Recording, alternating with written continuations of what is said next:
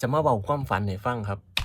เมื่อคืนผมฝันเห็นหลวงพี่เอกลักษณ์เพิ่นย่างบิณฑบาตมาอยู่ในฝันนั่นในใจก็คิดแล้วโอ้โฮพระอรหันต์มาบิณฑบาตเว้ยอยากใส่บาตรเว้ยแล้วก็เลยตบขาเจ้าของตบทุ้งส่ง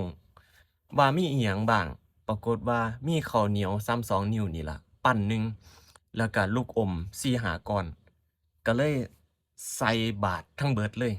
ปรากฏว่าอยู่ในค่ายทหารนั่นน่ะมีทหาร4-5คนมีข้าวของมากมายเลยหอบพะรุงพะรังใส่บาตรหลวงพี่เอกลักษณ์เราก็รู้สึกน้อยเนื้อต่ำใจว่าคนอื่นเขามีตั้งหลาย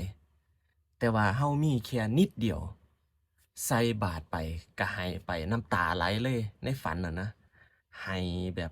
คือน้อยใจในวาสนาของเจ้าของแท้ เจอพระปฏิบัติดีปฏิบัติชอบสักเทื่อหนึ่งเป็นหยังคือบ่มีข้าวของที่จะใส่ให้มันดีๆแหน่ให้น้อยใจ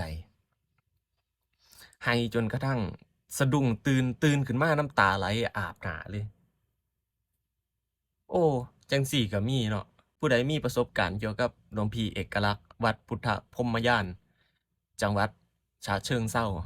ช่วยคอมเมนต์หน่อยเด้อครับเคยฝันเห็นหลวงพี่เพิ่นบ่